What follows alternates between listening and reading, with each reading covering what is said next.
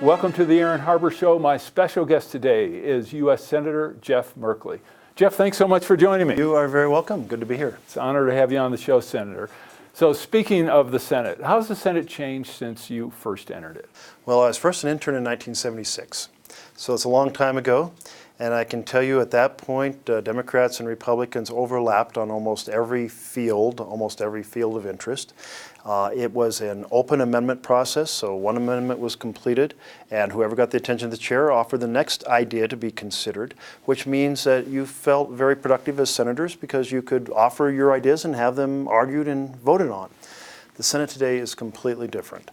If you think of George Washington's proverbial expression, he referred to the Senate as a cooling saucer. But you can think of the Senate today as a deep freeze. A single person, the majority leader, now controls which bills come to the floor and which amendments can be considered. And currently, that pretty much means very few amendments. And the partisanship is vastly different, more accentuated by social media, accentuated by the cable TV shows, Fox News on one side, MSNBC on the other, and accentuated by the Citizens United funding for campaigns, which is used in third-party ads to demonize your opponent, and that drives people further apart as well. So what's the solution? Well, the first thing we have to do is take and address the gerrymandering, the voter suppression, and the dark money. Because right now, you can have an issue that 80 or 90% of Americans agree on, and you can't even get a debate in the Senate. Let me give you an example. Americans are being gouged on the price of drugs. We pay far more than any other nation, even though more of our tax dollars go to research for the foundations for drugs than any other nation. So these three things, gerrymandering, voter suppression, dark money, have been used by those with concentrated funds to essentially turn our government from a government of by and for the people to one by and for a very small group of powerful individuals. You can see that in a tax bill that took $2 trillion out of the Treasury and gave it to the wealthiest Americans. You can see that in a year in which the Senate basically focused on one goal, which was to eliminate health care for 30 million people. That is not government by and for the people. But if we pass those reforms, we will have a much less corrupted government, and one, I think, that will be able to do much more on these issues that ordinary families care about. So let me ask you, in terms of how do we make that change? And for example, let's say we make that change in the Senate. I mean, Democrats right now, you're in the minority, but it only takes a few positions to put Democrats in the majority. You have a majority in, of course, the U.S. House, and you may or may not have a Democratic president in future years. But my assumption is that whoever's in the White House is probably going to be willing to negotiate to some extent. You talked about the special interests and some of the moneyed people who really have controlled a lot of what has gone on.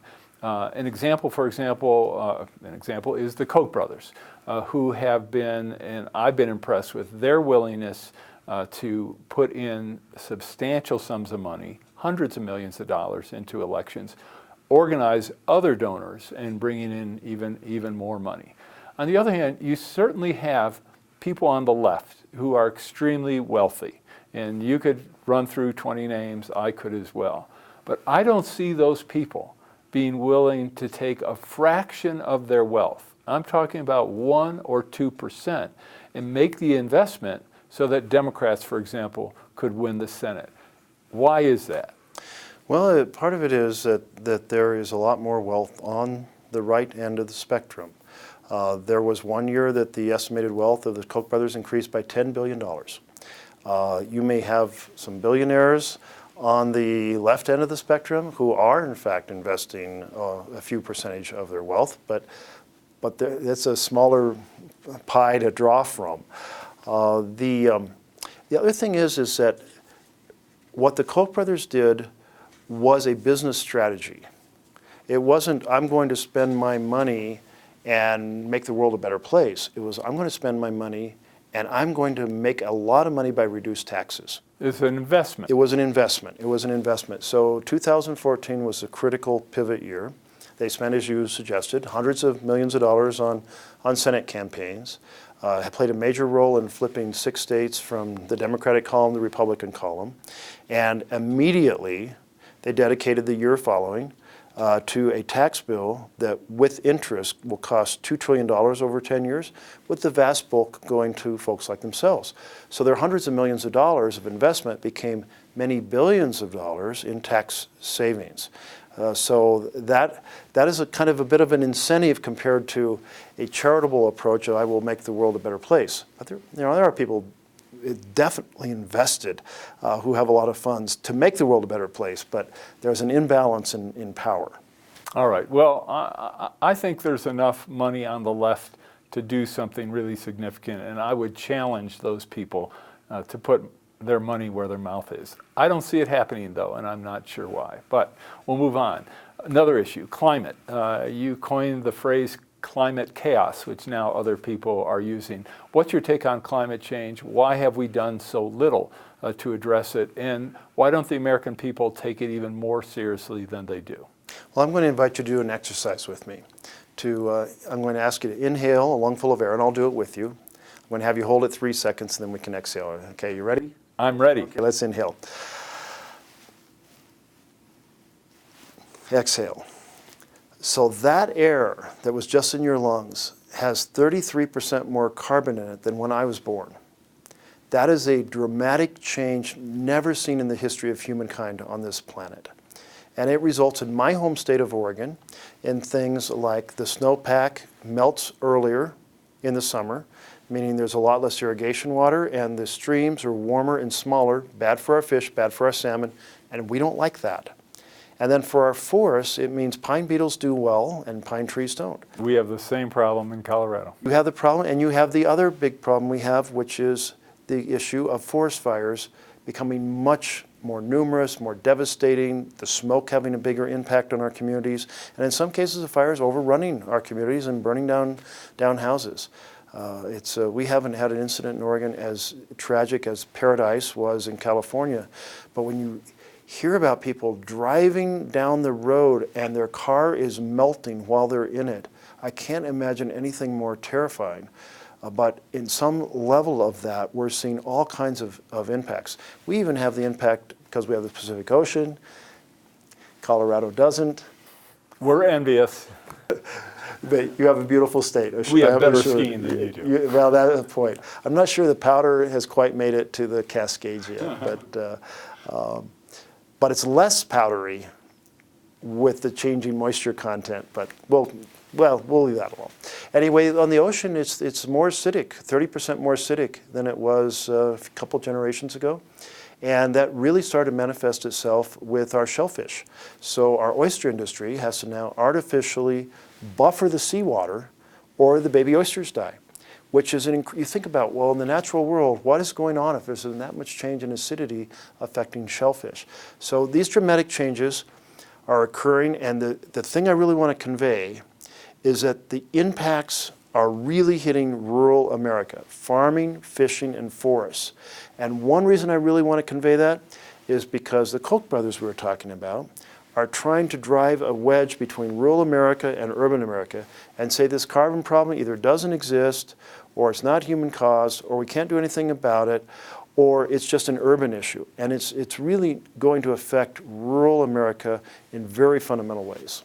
All right, I'm going to jump to a number of different issues. When we come back, I want to talk about the federal budget, the annual deficits, federal deficits, and the national debt.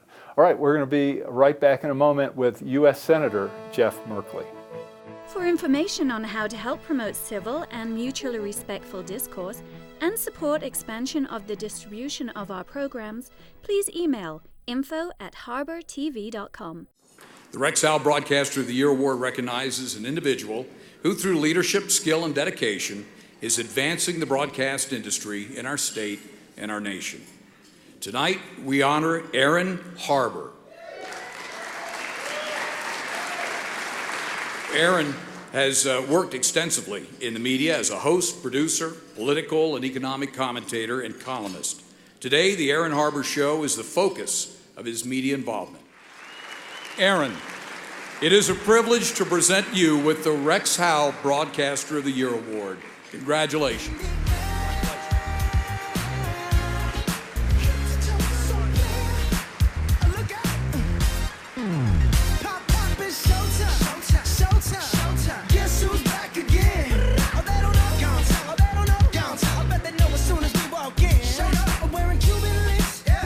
Just make journalism great again.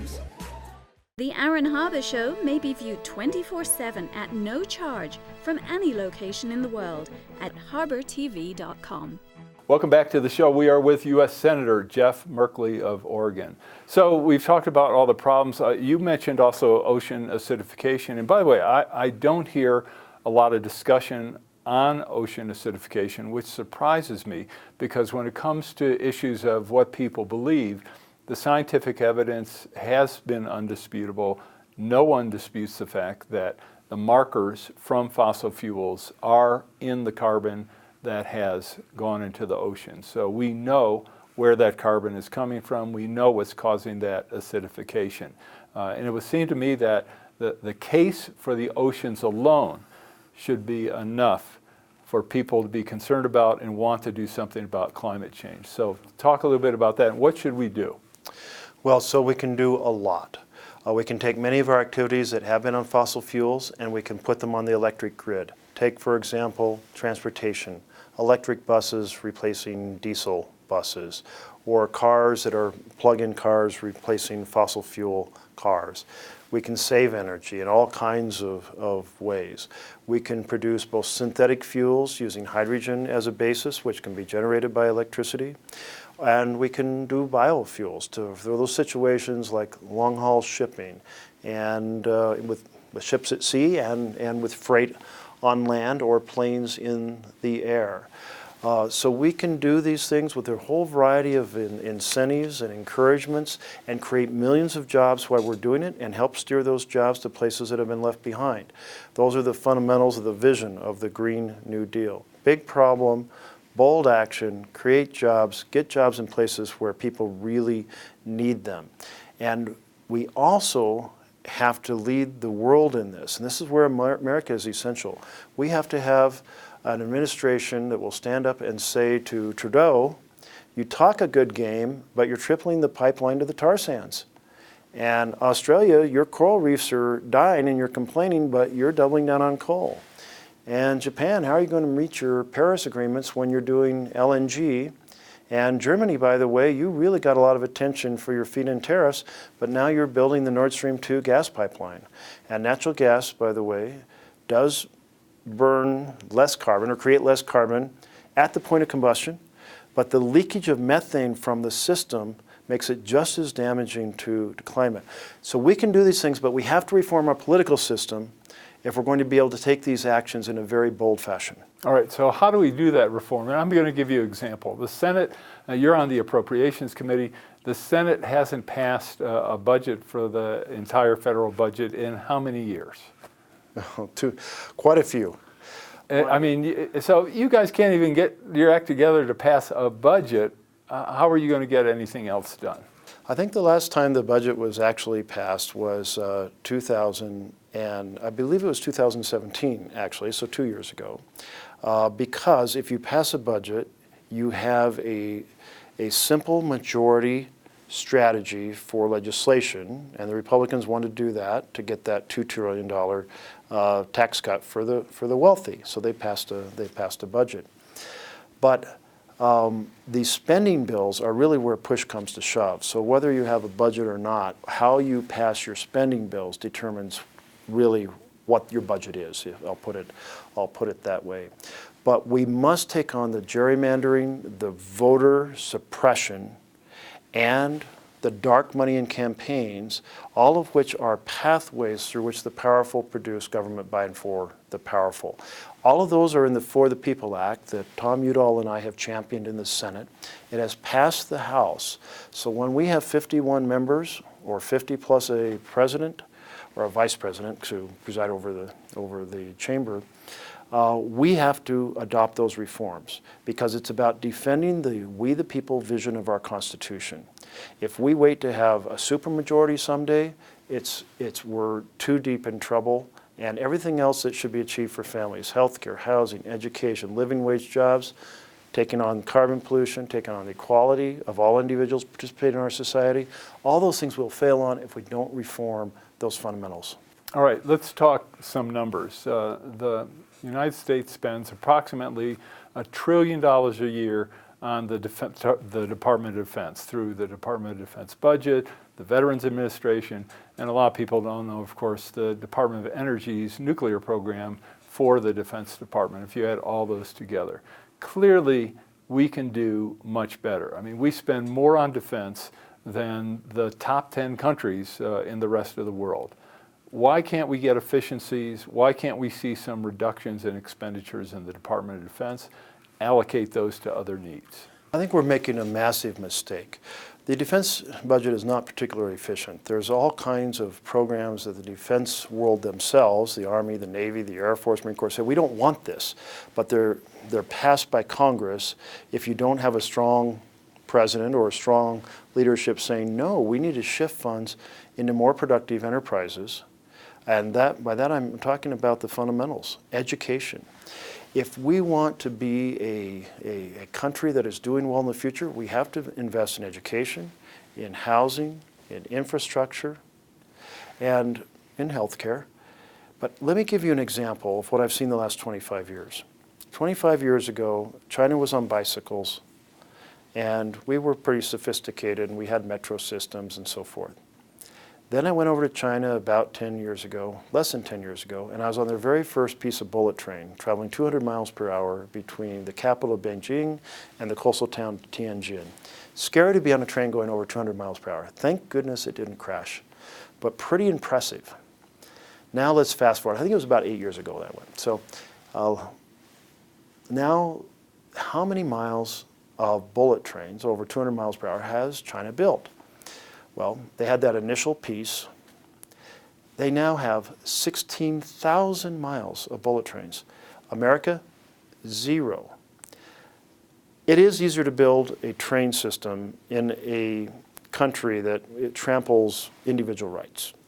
But even so, what we're seeing is China is investing massively in their infrastructure and in their education system, and they're buying up strategic reserves around the world, and they're doing a rail network. They have a philosophy, a strategic plan called Belt and Road, and they are doing a lot of things to create influence in other countries.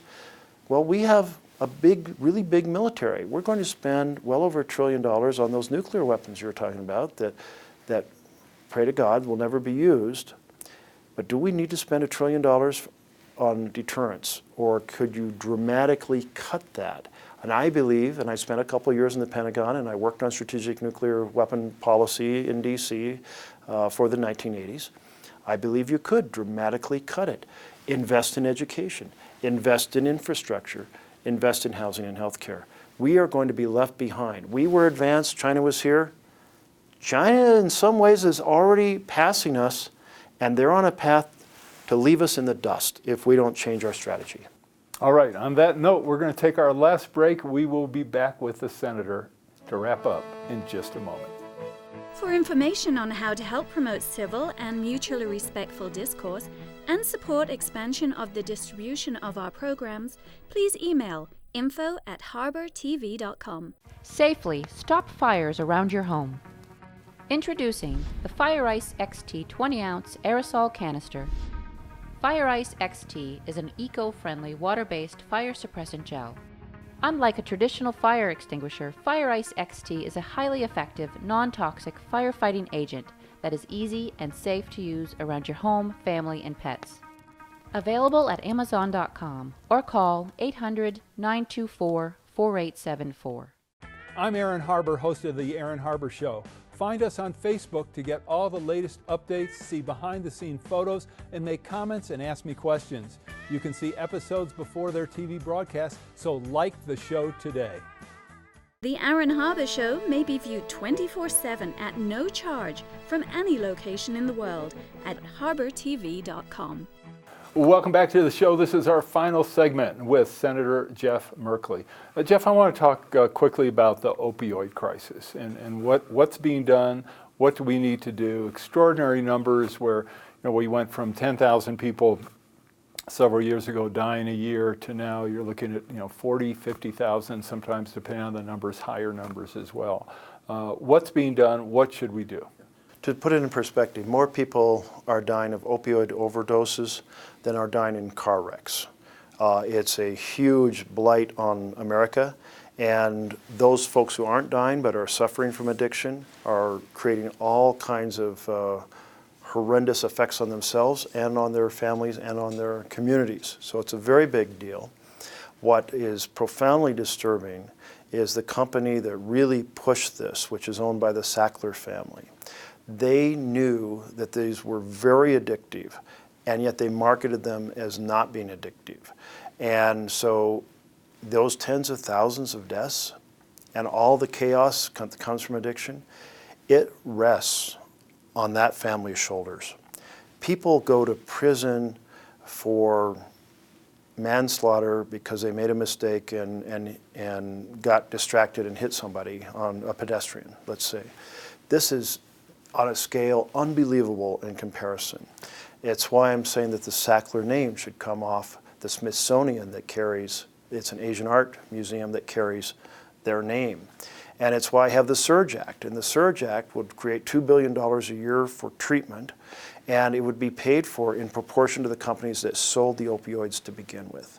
And I think that's at a minimum a source of funding that is legitimate and fair to greatly amplify, double our efforts to help people get off the addiction of opioids. So where are you in that process? Well, I'm facing a very powerful drug industry, and I wouldn't say I'm making a lot of progress.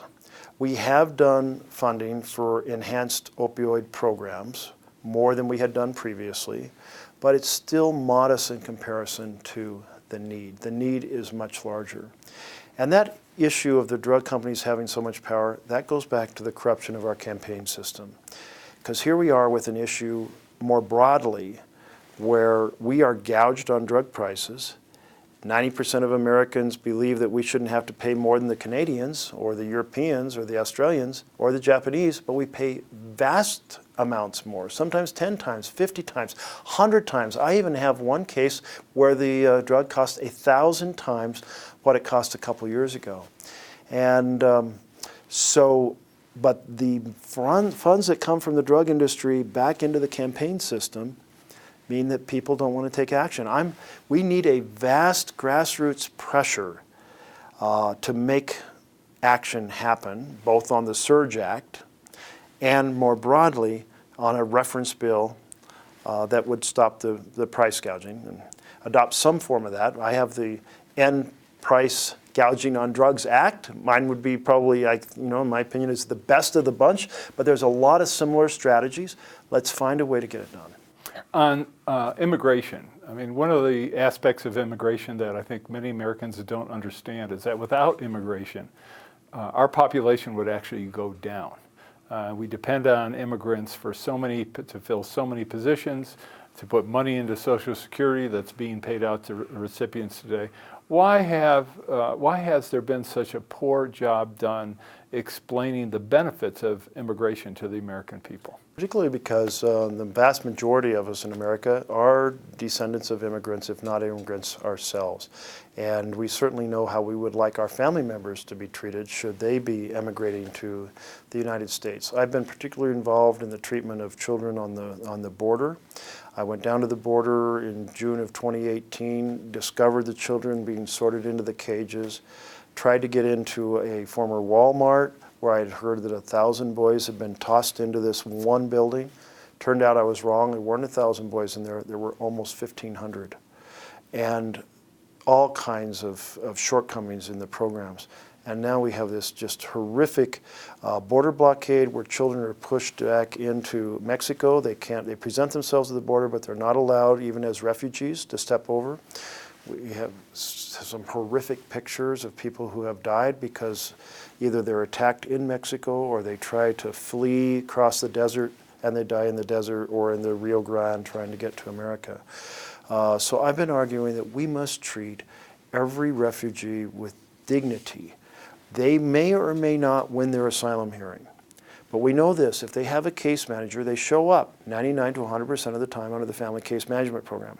So the whole fear of catch and release, that people won't show up, it's wrong. So what's going on here?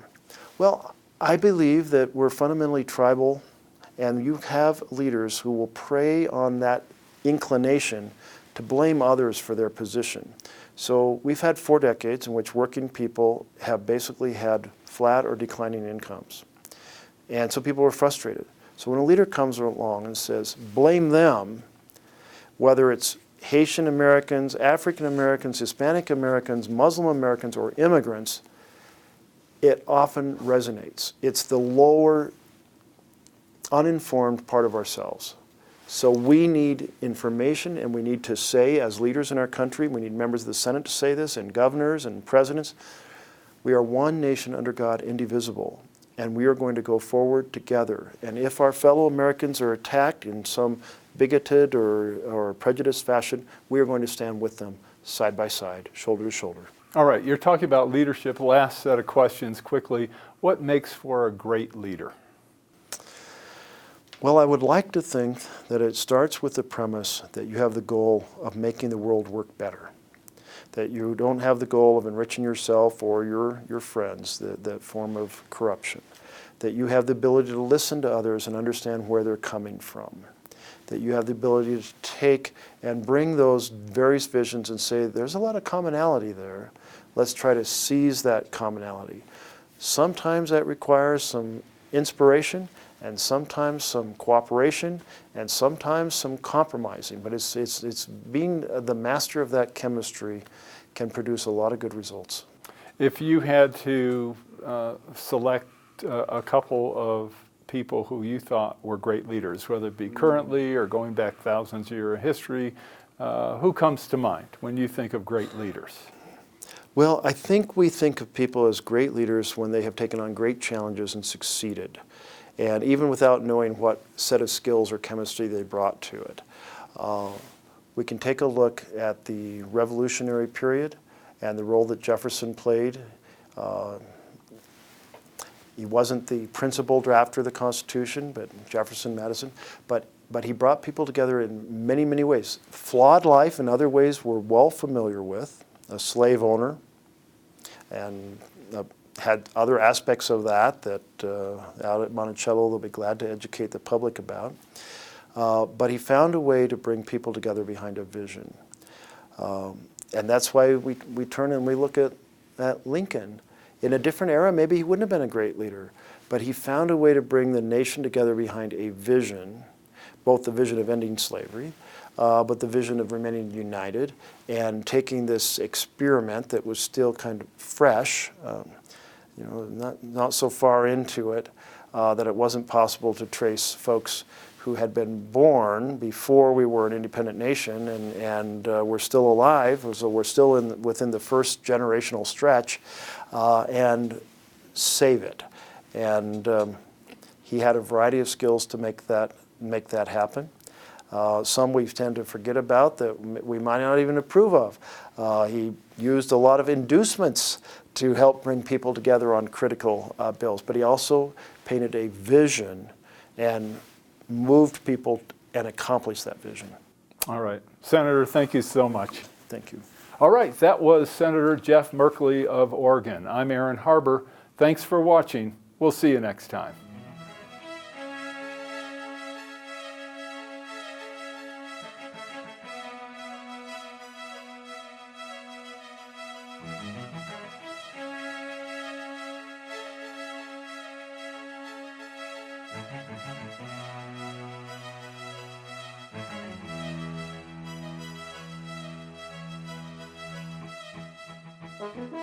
Please contact us. We want to hear from you. And thanks for watching.